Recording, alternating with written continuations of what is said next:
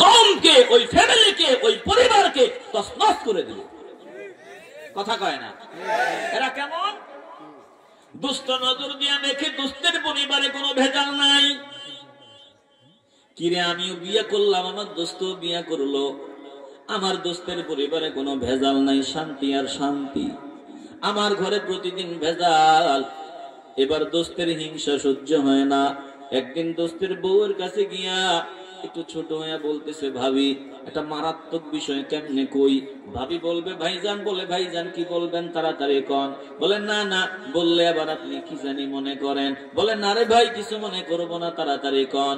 বলে শোনেন, ভাইজানের ব্যাপারে একটা মারাত্মক কথা। ভাইজানের ব্যাপারে কথা, আমরা বাঙালি নারী আমগো দেশের স্বামীর ব্যাপারে কোনো কথা খুব মনোযোগ দিয়ে শুনি। কথা কয় না? কথা কার ব্যাপারে? স্বামীর ব্যাপারে। না রে ভাই, ক ক কি কবি ভাই, ক। বলে না না কমু না, যেমনি আছে এমনি থাকুক, গোল্লা মারুক, আমার কি। না ভাই ক। বলে ভাই তোর হাতে দড়ি পায়ে পড়ি, তাড়াতাড়ি ক, না বললে আমার আজকের ঘুম হারাম। বলে ভাবি ওয়াদা করো জীবনেও ভাইয়ের কাছে কইবা না। বলে না না ভাই, জীবনেও কমো না। বলে ভাবি এবার বলা যায়, বিশ্বাস করো আর না করো, আমি শিওর তুমি দেখবা আগামী 1 সপ্তাহের মধ্যে আমার ভাই নতুন বউ নিয়ে আসছে।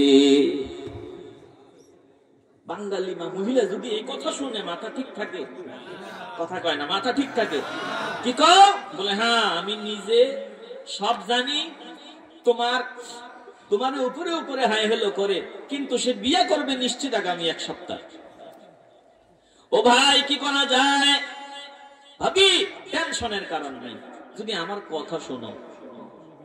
ভাবি ডাক দিয়ে কয়, ভাই শুনবো না কেন, কও। বলে আমার জানা মতে একটা ভালো কবিরাজ আছে। কি আছে? কথা কয় না? ভালো কবিরাজ আছে। তো কি করো? বলে কবিরাজের কাছে আমি একটা তদবির এনে দিব, তুমি শুধু ছোট একটা কাজ করবা, ছোট একটা কাজ করবা। কি কাজ? বলে ভাইজান এর দাড়ি আছে না, দাড়ি। বলে ভাইয়ের কয়েকটা দাড়ি কেটে কেটে আমাকে দিবা, 2-4টা দাড়ি কেটে দিলেই হবে। বিবি চিন্তা করি, এটা কোনো কাজ হইল? আমার স্বামী আমার থাকবে, আমার স্বামী অন্য কারো হতে পারবে না, এটা তো সোজা একটা বিষয়। আল্লাহর বান্দি স্বামী যখন ঘুমাবে চিন্তা করছে আমি কয়েকটা দাড়ি কেটে দিয়ে দিব, কবিরাজ এইটা দিয়া, কবিরাজরা এইগুলো দিয়া বিভিন্ন তদবির দেয়। কথা কোন ঠিক কিনা? কবিরাজ তদবির দিবে আর আমার স্বামী আমার কথা মতো চলবে, অসুবিধা নেই। আবার এই দোস্ত ওই দোস্তের কাছে গিয়া কয়, দোস্ত রে তোর জীবনটা তোর লাগে আফসোস লাগে রে, কষ্ট লাগে রে, তো কি হয়েছে ক। বলে না বিষয়টা বড় মারাত্মক। কি মারাত্মক ক। বলে ভাবির বিষয়। কি ভাবির বিষয়? বলে দোস্ত রে চাইছিলাম তোর কাছে ঘুমো না, কিন্তু তোরে আমি ভালোবাসি, তোর কোনো ক্ষতি হোক চাই না, এই জন্য বইলা দিলাম। বলে কি বলবি বল।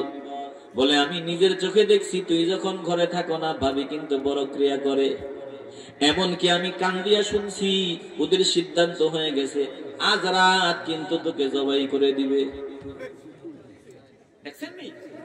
আজ রাত তোরা দোস্তের মেজাজ ধরো মারতে থাপ্পড়। এবার আমি আমার বউরে চিনি না, এবার কি আল্লাহ গায়ে থাপ্পড় খায়, আল্লাহ গায়ে গুছি কমু না। তুই আমার থাপ্পড় দিছস, আগে পরীক্ষা করে দেখ। কি পরীক্ষা? আজ রাত্রি ঘুমাবি না, ঘুমের ভান করবি, দেখবি তোরে কেমনে জবাই করার লাগা আসে। কষ্ট হইতেছে আমাদের? আজ রাত ঘুমাবি না, ঘুমের ভান করবি, দেখবি তোরে কেমনে জবাই করার লাগা আসে। আল্লাহ দেখছেন কেমন ফেমিনা? আল্লাহর বান্দা ঘুমাইতেছে ঘুমের ভান, বিবির মনে মনে চিন্তা স্বামী যাতে আমার হয় অন্য কারো না হয়, এই জন্য ধারালো একটা জিনিস নিয়া, বলে ধারালো একটা কোনো কিছু নিয়া স্বামী ঘুমাইতেছে, স্বামীর কয়েকটা দাড়ি কেটে দিবে, তদবির আনিয়া দিবে। যেই মাত্র স্বামীর কণ্ঠনালীর কাছাকাছি ওই দাড়ি কাটার জন্য গেছে, স্বামী বেচারা ঘুমায় না, ঘুমের ভান। এবার তার দিলের রক্তক্ষরণ হয়, মনে মনে চিন্তা করে যার লাইগা জীবন যৌবন বিসর্জন, যার জন্য সবকিছু কোরবানি দিলাম, আমিও গেছি তারেও খাইছি, মেজাজ গরমের মাথায় ওই ছুরিটা নিয়া, ধারালো জিনিসটা নিয়া, প্লেটটা নিয়া বিবির কণ্ঠনালীর মধ্যে লাগায় দিছে। ফিনকে দিয়া রক্ত বাহির হইয়া মুহূর্তের মধ্যে মধ্যে বিবি জমিন থেকে বিদায় হয়ে গেল। এবার এই মহিলার আপন স্বজন যারা আসলো তারা এই মানুষটাকে বলে তাদের এই স্বামীকেও মেরে ফেললো। মুহূর্তের মধ্যে একটা সুখের সংসার তছনছ হয়ে গেল। কেমনি কি হলো কেউ বুঝলো না। বলে এর পিছনে চুগলখোর এইরকম গাদ্দারদের হাত আছে। জোরে কোন ঠিক কিনা? আসতে বলবেন না, জবান খুলে বলেন ঠিক কিনা? এইভাবে আমার দেশের বিরোধিতা করে, এভাবে আমার দেশটাকে তারা ধ্বংস করে দেয়। আল্লাহ বলেন হুমুল আদু ফাহাদারুহুম, তারাই দুশমন, তাদের থেকে সাবধান। কাতালাহুমুল্লাহু আন্না ইউফাকুন।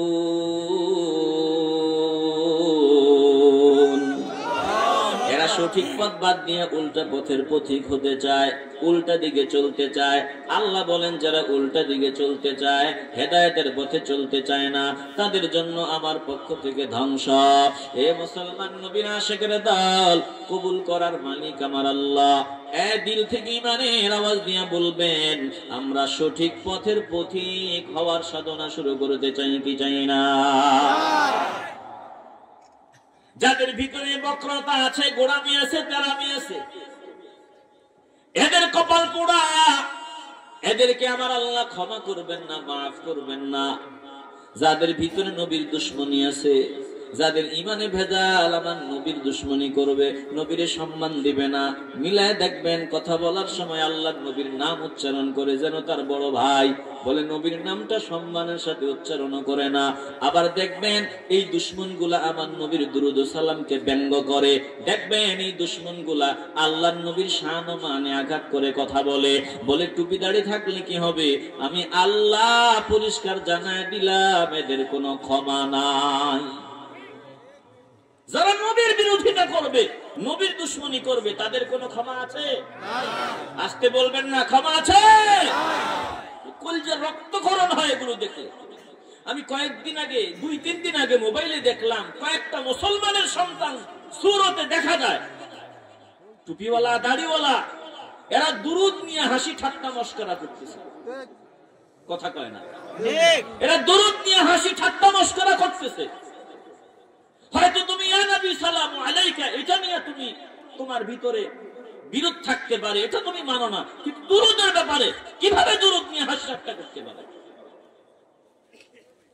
একে মুসলমান নবীর আশিকের দল, একটু দিল নরম করিয়ে দাও। গাদ্দারি মনোভাব যাদের আছে একটু ফিরে আসো রে বাবা, ফিরে আসো। বলে আল্লাহ নবীর দুরূদ ও সালাম নিয়ে যারা হাসি ঠাট্টা মশকরা করবে, আমরা বুঝে নিব সবগুলা হলো ইসলামের দুশমন, নবীর দুশমন। চিল্লায় কোন ঠিক কিনা? এরাই তারা যারা গরু চুরি করে। কথা কয় না? রাগ করেন কি? রাগ করলেও বলা লাগবে এরা গরু চোর। আওয়াজ দিয়ে বলবেন ঠিক কিনা? এরাই তারা যারা বলে শাহজালাল ইয়ামানির মাজার লাঠি দিয়ে ভেঙে উড়ে দেয়। এরা তারা। আপনারা কি নাকে তেল দিয়ে ঘুমাবেন? যারা বলবে আমরা শাহজালালের মাজার ভেঙে গুড়িয়ে দেব, বলেন আমরা কি বসে থাকবো? আমরা বলবো তোদের পাটা আগায় দেখ, তোদের পা ভাঙার জন্য এদেশের মুসলমানদের রেডি আছে। মাজার কেন্দ্রিক বাজে কাজ যেগুলো হবে আমরা এগুলোর বিরোধিতা করি। তোরা যদি বলো আমরা এগুলো বাদ দিব, সরাবো, আমরা বলবো ওয়েলকাম, আমরাও দিল থেকে চাই। মাজারের পরিবেশ যারা নষ্ট করে এগুলোকে সরায় দাও, এগুলো এখানে থাকবে না।